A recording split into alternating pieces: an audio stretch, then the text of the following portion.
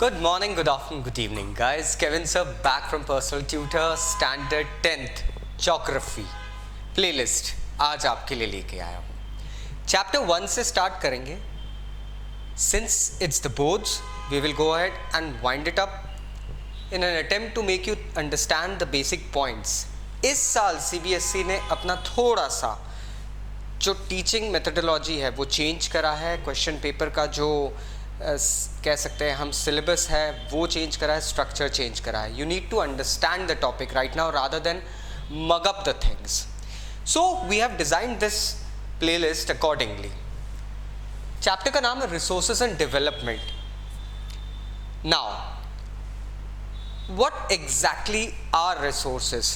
So if we go ahead and need to have a term known as resources, so we need to realize one thing, what exactly are resources. So I would suggest that resources की जो यहाँ पे definition दी है उसको समझो. हालांकि ये आपको लिखना रहेगी, क्वेश्चन एंड आंसर्स में आती है, बट अगर हम इसको समझेंगे, so it is said that everything available in our environment which can be used to satisfy our needs and is accessible is known as resources. एक बहुत ही सिंपल और बहुत ही सटीक कह सकते हैं एक डेफिनेशन रहेगी. दो तीन चीज़ें हमें समझना चाहिए. देखिए, इस एनवायरनमेंट में जो भी चीज़ें हैं जो ह्यूमन नीड्स को सेटिस्फाई करती है, उन चीज़ों को हम लोग एक्चुअली प्रोक्योर भी कर सकते हैं. प्रोक्योर करना मतलब उनको आप अटेन कर सकते हैं और वो कल्चरली एक्सेप्टेड हो को हम रिसोर्स कहते हैं. ऐसा नहीं है कि कोई सी चीज़ हम प्रोक्योर नहीं कर पा रहे उसको हम रिसोर्स बोल सकते हैं, नहीं, क्योंकि वो किसी यूज़ की नहीं रहेगी तो हम उसको रिसोर्स नहीं कह सकते हैं. So this is the basic definition over here, that everything available in environment which can be used to satisfy our needs provided it's technologically accessible, economically feasible and culturally acceptable can be termed as resources. ये एक बहुत ही simple definition है that I would suggest you people to go ahead and learn it. Again, अगर हम बात करें तो अगर हम इस environment में पूरा जाना चाहते हैं, अगर resources के environment में पूरा जाना चाहते हैं, तो we need to understand 2-3 things clearly. First of all, ये जो चीज़ें हैं एनवायरनमेंट में जिसे हम रिसोर्स कहते हैं, ये चीज़ें कहाँ से बनी? See, because they were evolved as an interaction between nature, technology and institutions. Institutions मतलब हम लोग ह्यूमंस कुछ ऑर्गेनाइजेशंस वगैरह बना के रखते, तब जाके रिसोर्सेज डेवलप होते हैं. अदरवाइज रिसोर्सेज किसी काम के नहीं है. देखिए, हमें पता है कि कोल एक ठीक है डिप्लीटिंग रिसोर्स है, बट एक काफ़ी यूजफुल रिसोर्स रहा है. नेचुरल गैस, ऑयल, ये सब रहे हैं. व्हाट हैपेंस इज, ये रिसोर्सेज जब नेचर से टेक्नोलॉजिकली रिफाइन हो के ह्यूमंस के किसी यूज़ में आते हैं, तब जाके हम इनको बहुत अच्छे से रिसोर्सेज बोल सकते हैं और उसके कारण ह्यूमंस का इकोनॉमिक डेवलपमेंट एक्सेलरेट होता है. अगर हमें ये पता चलता है, हमें लगता है कि भैया रिसोर्सेज फ्री हैं और दुनिया में भैया दुनिया में बहुत रिसोर्सेज है यार, फ्री है, हम यूज़ कर सकते हैं, तो ये बहुत गलत है. Resources are not infinite, they are finite. उनका एक लेवल होता है, एक मात्रा होती है, and slowly what happens, gradually it decreases, it depletes. So we need to go ahead and remember that resources are finite. One day they can deplete, they can finish off.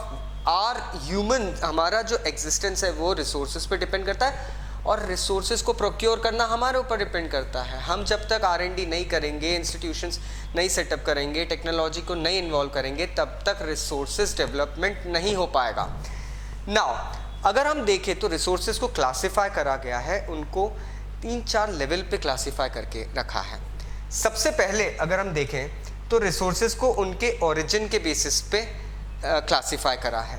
पहला होता है biotic and abiotic resources. इसके बारे में मैं आपको detail में आगे समझाऊंगा बायोटिक और एबायोटिक रिसोर्सेज क्या होते हैं. This is just a brief. Second है ये ओरिजिन के बेसिस पे, मतलब किस तरीके से रिसोर्स मिलते हैं, कहाँ से मिलते हैं, ये बायोटिक या एबायोटिक किस रूप में मिल रहे हैं। सेकंड है एग्जॉस्टिबिलिटी के बेसिस पे भी, यस, रिसोर्सेज के ख़त्म होने की क्षमता जो होती है that plays an important role. Exhaustibility के बेसिस पे भी रिसोर्सेज यहाँ पे बाइफर्केट किए जा सकते हैं। एक होता है रिन्यूएबल रिसोर्सेज, रिन्यू करना आप समझ गए होंगे, फिर भी I will explain it later, और एक होता है नॉन रिन्यूएबल रिसोर्स। कैटेगरीज अलग अलग है रिन्यूएबल रिसोर्सेज की और नॉन रिन्यूएबल रिसोर्सेज की। जाहिर सी बात है रिन्यूएबल से आप समझ रहे होंगे कि मैं किस तरफ इशारा कर रहा हूँ। ओनरशिप के बेसिस पे भी यहाँ पर रिसोर्सेज आते हैं। कुछ कंट्रीज में अगर हम देखें तो रिसोर्सेज सिर्फ उसी कंट्री में मिलते हैं। फॉर एग्जाम्पल लाइक हालांकि अगर हम देखें तो diamond is like quite famous, we find it everywhere, but South Africa में किम्बरले, वहाँ पे जो डायमंड माइंस हैं, गोल्ड माइंस हैं, वो वहाँ पे स्पेसिफिक है। किसी दूसरी कंट्री का इंसान वहाँ से जाके उस टेरिटरी से नहीं रिसोर्सेज प्रोक्योर कर सकता है।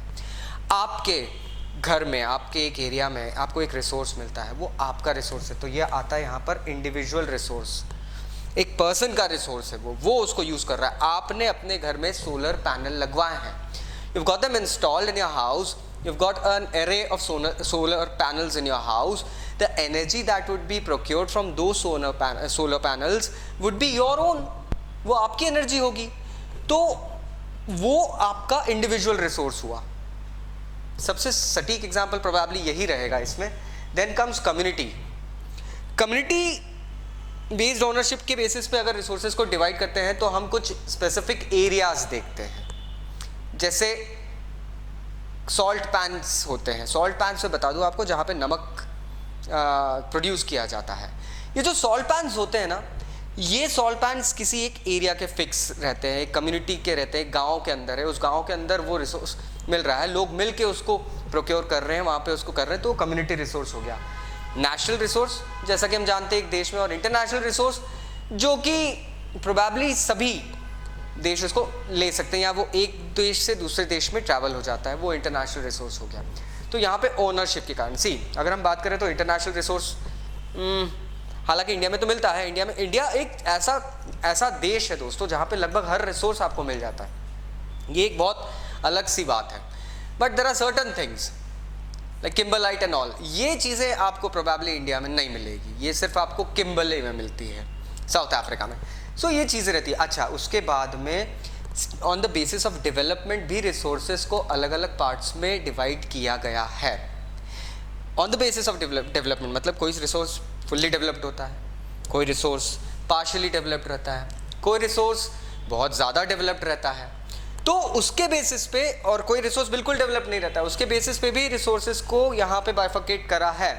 पोटेंशियल रिसोर्सेज वो रिसोर्सेज होते हैं जिन रिसोर्सेज के ऊपर अभी तक हमने बिल्कुल भी R&D नहीं करी है। मतलब ठीक है, हमें पता है वहाँ पर एक कोल रिजर्व है, लेकिन हमने वहाँ पे अभी तक माइनिंग शुरू नहीं करी है, तो वो एक पोटेंशियल रिसोर्स हो गया। Then comes developed stock.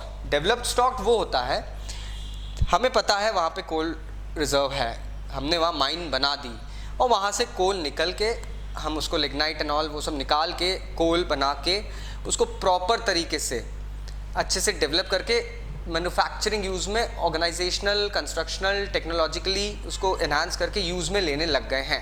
ये हो गया आपका डेवलप्ड स्टॉक। एंड देन आता है रिजर्व। अब ये रिजर्व जो होता है ये उन रिसोर्सेज को कहा जाता है। देखिए, एक टाइम पे आप एक रिसोर्स को किसी लिमिटेड अमाउंट में ही यूज़ करेंगे। You are not going ahead and using all the resources at same time, you use them. अरे भाई, पेट्रोल पंप पे जाते हैं हम, पूरा पेट्रोल पंप तो नहीं ले लेते ना, मतलब we don't use the whole petrol pump, we use whatever amount of fuel that we need, वो हमारे पास हुआ, बाकी जो रखा है वो रिजर्व कहलाता है। मतलब it is developed but it comes in the category of reserved. एक बहुत अच्छा यहाँ पे चार्ट बनाया गया है रिसोर्स का, जो इसके पहले मुझे एक्सप्लेन कर देना चाहिए था प्रोबेबली। अगर हम देखें तो रिसोर्स जो है, ये सारी चीज़ें institutions, technologies, physical environment, nature जो रिसोर्सेज देता है, ये सब किससे जुड़े हुए हैं? ह्यूमन बींग्स से। ह्यूमंस के कारण ही ये सारे रिसोर्सेज आपस में जुड़े हुए हैं, क्योंकि अगर ह्यूमंस नहीं होंगे तो प्रॉब्लम यहाँ पे आ जाता है कि this thing that goes off, if humans are not able to go ahead and interact with the environment or nature, how will they go ahead and know about the resources? Next, technology खुद तो नहीं चलती, technology को चलाने के लिए कुछ technical aspects जानने वाले लोग होते हैं, उनको वहाँ पे नीड रहती है, वो लोग उस तरीके से उसमें प्रैक्टिस करते हैं और काम करते हैं, तब जाके वो टेक्नोलॉजी अप्लाई हो सकती है। ऑटोमेटिकली तो कुछ होता नहीं है भैया, कंप्यूटर भी किसी ना किसी ने एक दिन बनाया था ना, this is a fact that even the computer was made by someone someday somewhere. ठीक है, now we have gone ahead and build super computers with AI, artificial intelligence and all, but technology को भी humans ही चलाते हैं। And finally institutions, जो factories है, organisations हैं, कमर्शियल ब्लॉक्स हैं, इन सबको भी चलाने वाले तो ह्यूमंस ही है ना। So at the end of the day one thing is important, कुछ भी हो, रिसोर्स हो, कैसा भी हो, क्या भी हो, भाई human beings play an important role. इसलिए प्रोबेबली ह्यूमंस को भी एक रिसोर्स कहा जाता है, ह्यूमन रिसोर्स मैनेजमेंट, HRM के कोर्सेज वगैरह होते हैं। एक बहुत ही ब्यूटीफुल यहाँ पर चार्ट बना के दिया गया है क्लासिफिकेशन ऑफ रिसोर्सेज के ऊपर। इसमें आपको बहुत अच्छे से पता चल जाएगा कि रिसोर्सेज को 2 पार्ट्स में डिवाइड करा है। पहला पार्ट डिवाइडेड है नेचुरल रिसोर्स में, I'll get over here probably। पहला पार्ट अगर हम देखें तो बताया गया है नेचुरल रिसोर्स। अब नेचुरल रिसोर्स और ह्यूमन रिसोर्स, ये 2 पार्ट्स में डिवाइड कर रहे हैं। जैसा कि मैं आपको थोड़ी देर पहले बता रहा था, ह्यूमन को भी एक रिसोर्स बताया गया है, अब उसको थोड़ा सा एलैबोरेट करके समझ लेते हैं। नेचुरल रिसोर्स के अंदर वो रिसोर्सेज आते हैं जो रिसोर्सेज हमें इन्वायरमेंट से मिलते हैं। जैसा कि मैंने आपको बताया था, renewable resources, non renewable resources. Renewable resources वो रिसोर्सेज हैं जो कंटिन्यूटी में रहते हैं, जैसे विंड, वाटर, सोलर भी कह सकते हैं, आजकल आ गया है उसके अंदर प्रोबेबली, लेकिन वो कुछ मॉनसून्स के मौसम में नहीं रहता। बट अगर हम टेक्निकली देखें तो yes, you can use the word solar, no boards will be going ahead and marking it wrong. तो रिन्यूएबल रिसोर्सेज के अंदर जो कैटेगरी दी गई है वो है वो रिसोर्सेज जो कंटिन्यूस हमें मिलते रहते हैं, और वो रिसोर्सेज जो बायोलॉजिकली भी बनते रहते हैं। बायोलॉजिकली मतलब वेजिटेशन एंड ऑल, फॉरेस्ट, जंगल एक रिसोर्स है, आप एक तरीके से उसको रिन्यू कर सकते हैं। अगर आप किसी लैंड को 10, 15, 20 साल के लिए छोड़ दें पेड़ उगा के, वहाँ टिम्बर आपको मिलता रहेगा, मतलब यू बशर्ते वहाँ पे आप कोई छेड़छाड़ नहीं करो, इकोलॉजिकल इम्बैलेंस पैदा नहीं करो, so will be getting that thing. इसी में आती wild life, same thing goes with wild life. पिछले 2 साल में what I have personally observed as a traveller and as a guest faculty in various institutes, Covid में जब lockdown लगा था ना, एक बात तो थी, हमारे इन्वायरमेंट को ना रिन्यूएट होने के लिए, रिजुविनेट जो वर्ड होता है, रिजुविनेट होने के लिए काफ़ी टाइम मिला था, एंड ग्रीनरी बढ़ गई है, चीज़ें काफ़ी एक्सपांड हुई है। Indeed it has happened. So that proves that even natural vegetation, wildlife, if given proper time, ये अपने आप को रिन्यू कर सकते हैं, और ये रिन्यूएबल की कैटेगरी में इसलिए आते हैं। हमें पता चला रिन्यूएबल रिसोर्सेज की कैटेगरी के अंदर आते हैं कंटिन्यूस, वो प्रोवाइड होने वाले कंटिन्यूस रिसोर्सेज जो कि जिनको नेचर की ज़रूरत नहीं पड़ती है, ठीक है, टाइम की नहीं, ये होते रहते हैं। हवा, विंड एनर्जी, ठीक है, विंड टर्बाइंस वगैरह से पता चल जाता है। बायोलॉजिकली अवेलेबल जो रिसोर्स रहते हैं, उन रिसोर्सेज के अंदर यही बात आ रही है, बायोलॉजिकली के अंदर ये बात आ रही है कि you can actually get them, but they have life. ये बायोलॉजिकल है, ये लाइफ वाले हैं, इनमें जीवन होता है। ये ज़रूर नहीं है there is no life in wind, water और द सनलाइट एंड ऑल। अब ये तो हो गई रिन्यूएबल की बात, और अभी हम हैं नेचुरल पे ही। अभी मैंने ह्यूमन की तो बात ही नहीं करी, नॉन रिन्यूएबल रिसोर्सेज की बात करते हैं। रिन्यूएबल रिसोर्सेज वो हो गए जिन रिसोर्सेज को हम एक सर्कल में, उनका एक सर्कल चलता रहता है। लाइक रिन्यूएबल रिसोर्सेज एक तरीके से you procure them, you use them, and then when it's depleted, once again it gets rejuvenated, you procure them, use them, it gets rejuvenated, you procure them, ये चलती रहती cycle. लेकिन non renewable resources में ये cycle नहीं होती है। Non renewable resources के अंदर प्रॉब्लम ये आ जाती है कि ये रिसोर्सेज लिमिटेड है। You just can't go ahead and think about them getting renewed on their own again and again. For example, अगर हम देखें नॉन रिन्यूएबल रिसोर्सेज की कैटेगरी के अंदर, तो ये वो रिसोर्सेज है, इसके अंदर भी दो आते हैं। एक आते हैं रिसाइकलेबल रिसोर्सेज, जो कि मेटल वगैरह जो होते हैं, आयन हो गया, माइका हो गया, एल्यूमिनियम हो गया, ये रिसाइकलेबल है। लेकिन ये भी कब रिसाइकल, जब इनका यूजेज काफ़ी हद तक हो जाता है। आपके घर में जो स्टील के बर्तन होते हैं, you just don't throw them every month कि चलो रिन्यू करवाएंगे, नहीं, इट्स नॉट लाइक दैट। ये रिसाइकिल करवाएंगे वो बात भी नहीं रहती है, क्योंकि these resources have a limited tendency time period, but yes they can be recycled. Paper, glass, आजकल बहुत चल रहा है ये सब, ये उस कैटेगरी में आ जाते हैं। इसी में एक आते हैं नॉन रिसाइकलेबल, ये खतरे की बात होती है, ये फॉसिल फ्यूल्स की कैटेगरी में आता है दोस्तों। और यहाँ पे इशू ये आता है कि इसमें नॉन रिसाइकलेबल रिसोर्सेज की बात हो रही है, तो ये वो रिसोर्सेज रहते हैं जहाँ थोड़ा खतरा रहता है। फॉसिल फ्यूल्स, फॉसिल फ्यूल्स वो फ्यूल्स हैं जो कि सेंचुरीज से बनते आए हैं। And now what is happening is these fuels once they get depleted, centuries भी नहीं, I am sorry, millions of years वाली बात होती है। Once they get depleted, they'll again take millions of years to rejuvenate. Now technically अगर use करें हम इस बात को, तो humans के लिए this is quite negative. We cannot go ahead and procure any resource that takes millions of years. अरे हमारा लाइफ स्पैन 100 years के अंदर लिमिटेड रहता है।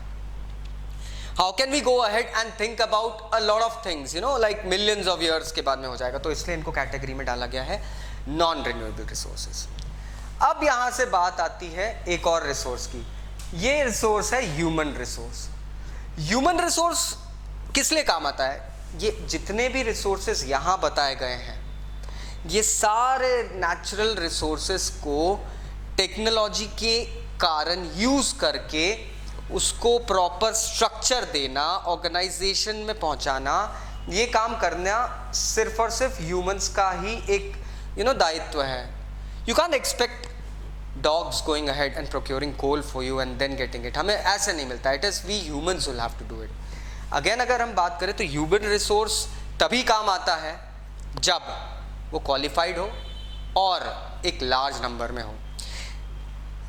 एक अकेला इंसान क्या एक कोल माइन खोद के उसके अंदर से कोयला निकाल के उसको जनरेट करके प्रोक्योर करके पूरी दुनिया में बेच सकता है? नॉट एट ऑल पॉसिबल दोस्तों। उसमें माइनिंग टाउन्स होते थे। जब माइनिंग का एक बूम आया था यूएस और यूरोप में जब शुरू हुआ था, तो माइनिंग टाउन्स होते थे, हज़ारों लोग लगते थे। There was a network of mines inside the earth, tunnels टिक कर देते थे and all things used to happen. तो ह्यूमन रिसोर्स भी तभी काम आती है जब वो क्वांटिटी और क्वालिटी में रहे। क्वांटिटी मतलब ज़्यादा लोग रहे, क्वालिटी मतलब भाई क्वालिफाइड ही नहीं है, उसे पता ही नहीं है कैसे क्या करना। I still remember the first time I tried to cook and you can imagine क्या हुआ होगा। So this is what exactly is told about the resources, कि what are the kinds of resources। ये classification of resources है, important topic है ये यहाँ पे। The next topic is types of resources. We'll be continuing this in the next video. Please go ahead and follow the channel or wait for the next video. Thank you very much. Take care.